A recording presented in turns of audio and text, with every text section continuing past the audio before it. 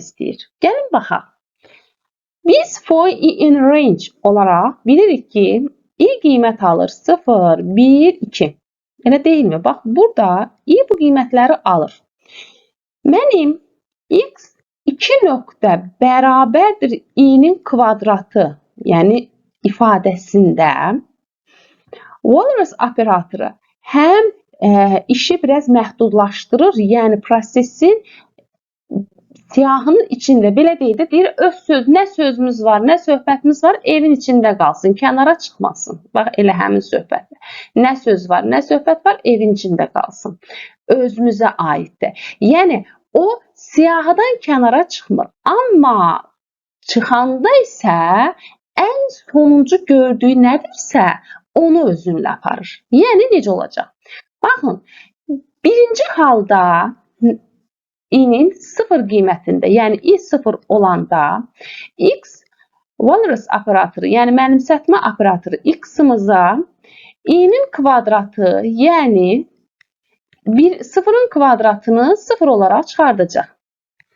İkinci halda i-nin 1 qiymətində eyni Walras operatoru i qüvvətində 2-ni olacaq. 1-in kvadratı, yəni 1. Və sonuncuda, üçüncü halda i-nin 2 qiymətində həmin mənimsətmə operatoru, bax, i-nimizin qüvvətində 2, bu bizə verilən düsturdur və 2-nin kvadratı olan 4-ü çıxardır. Bu yazılışda, bax, bu məhdudiyyət bizə deyir ki, mən sonuncu olanı özümlə aparıram. Baxın, doğrudur, siyahının içində 0 da var, 1 də var, 4 də var. Tamam mı? Amma son olaraq bu operator bizə məhz sonuncu dəyəri çıxartmağı tapşırır və özü ilə də məhz bu əmr.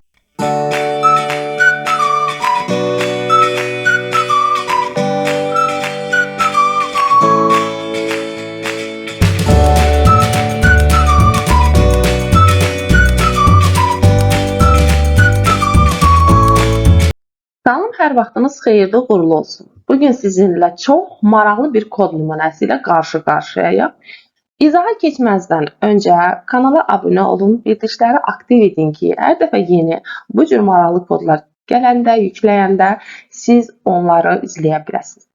Və bəyən butonunu tıklamağı xahiş edirəm ki, bəlkə Python sevən və maraqlı kodlar axtaran çoxlu şəxslər var və bunları necə tapmaq olduğunu axtarışındadır. Həmin bu videolar onların qarşısına çıxmış olsun.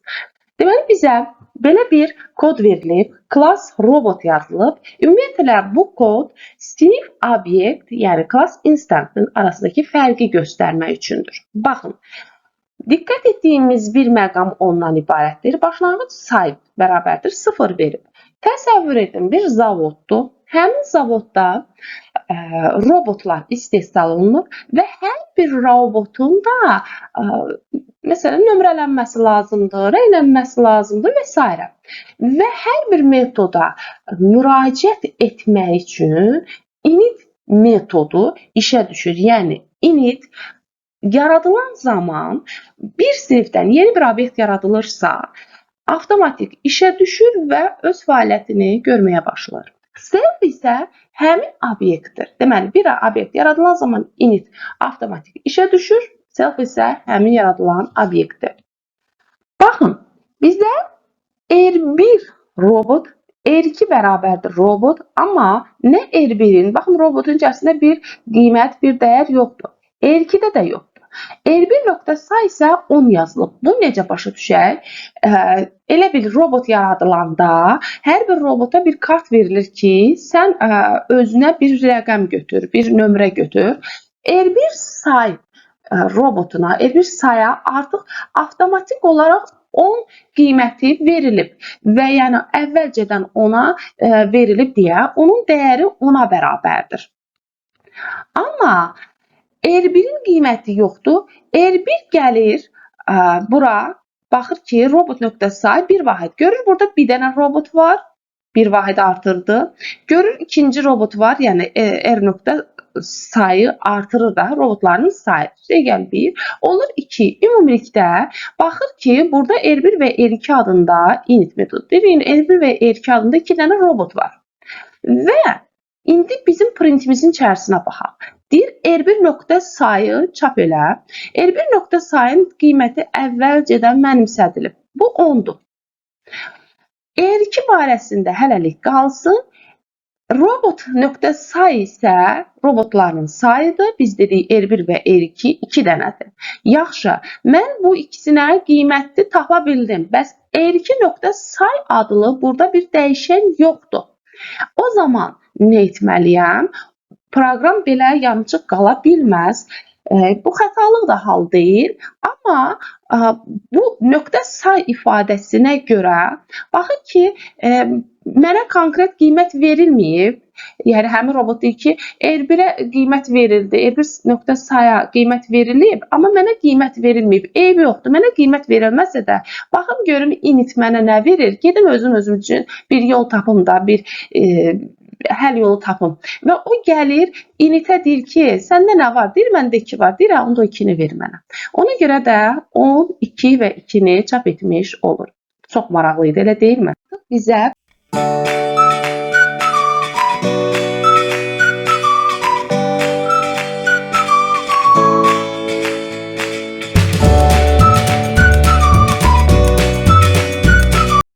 true, false, yoxsa xəta? Bəs try nə demək istəyir bizə? Gəlin bir-bir bunları aydınlaşdıraq. Bizə 2 siyahı verib. A siyahısı və B siyahısı. Baxıram ki, A siyahısının elementləri 1, 2, B siyahısının elementləri 1, 2. Yəni, cavabları, dəyərləri eynidir. Lakin birinin adı A-dır, birinin adı B-dir. Bunu belə düşünə bilərik ki, məsələn, eyni atanın, ananın 2 fərqli övladı var, lakin onlar hərəsi özünə məxsus evdə, ailədə ünvana malikdir, dəyərə malikdir. Baxmayaraq ki, burada eyni qiymət göstərilib. Və bu deməkdir ki, A və B siyahıları yaddaşda da fərqli-fərqli ünvanlara, fərqli-fərqli yerlərə malik olacaq. Ona görə də bu siyahılar bir-biri ilə fərqli siyahılardır. Gəlirəm bura. 3-cü sətrimdə yazılıb print A is not B. Yəni A siyahısı B siyahısının eyni yaddaş ünvanına malik olduğunu müqayisə edir. Burada maraqlı məqam nədir? Deyəcəksiniz ki, A 1-2-yə, B də 1-2-yə qiymətləri eynidir. Baxın, əgərləri biz bu cür müqayisələrdən fərqlidir və ya bərabərdir kimi müqayisələrlə bizə təqdim olunsaydı A ilə B-nin arasındakı fərq, o zaman biz true halını götürərdik. Çünki baxardım ki, bunlar bir-birinə dəyər olaraq bərabərdir. Burada isə is not adlı məntiqi kəmiyyətə müraciət edib və bu məntiqi kəmiyyət məhz yaddaş ünvanları ilə işləyir. Bunun da nəticəsində məlum olur ki, bu ikisindən çıxan dəyər məhz false olmuş olacaq. Lakin not halı, yəni not olmasaydı false olacaqdı. Not halı isə bizə məcbur edir ki, buradan çıxan dəyəri true olaraq qaytarsın. Keçirik 3-cü sətrə. Try. Try içərisində bizə A is not B fərqinə baxın. Baxın, burada birinci haldakı A is not B yazmışam. Bu yazıda baxıram ki, bir-birindən ayrıdır və rəngləri də fərqlidir. Bunlar isə bir-birinə bağlı və rəngləri isə bir rəng olaraq ağ rəngdədir. Bu isə özündə onu demək istəyir ki, bu dəyişəndir. Yəni, məntiqi kəmiyyət deyil. Buradakı, yəni printin içərisində, bax bu printin içərisində olan is not dəyəri bizim üçün sadəcə olaraq bir dəyişən adıdır. Və bu dəyişən adını biz yuxarıda is not dəyişənini mənimsətmədiyimizə görə o avtomatik olaraq except operatoruna müraciət edir, yəni except blokuna müraciət edir və name xətasını verir və nəticədə xəta çap etmiş olur. Və buradan da belə çıxır ki, iki printimiz işə düşəcək. Birinci printimiz true, ikinci printimiz isə xəta olmuş olacaq. Doğru cavab C variantı.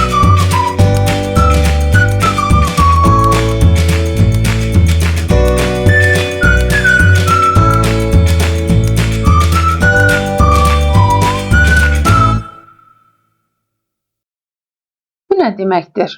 İki fərqli siyahı və onlar false-a bərabərdir. Görək, həqiqətən dərmi nəticəmiz false-dur? Çünki burada bizə bərabərdir false yazılıb.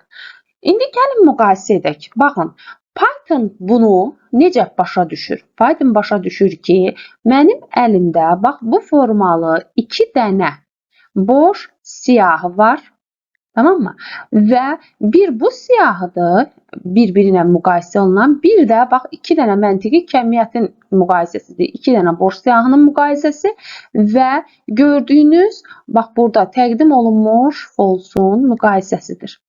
İndi əvvəlcə nəyə baxıram? 2 boş siyahı bir-birinə bərabərdirmi? Baxıram ki, burada da heç nə yoxdur, burada da heç nə yoxdur. Bərabərdir işarəsinə görə true olaraq qəbul edirəm. Amma ikincidə end halı bizə məcbur edir ki, ikinci halımız da true olsun.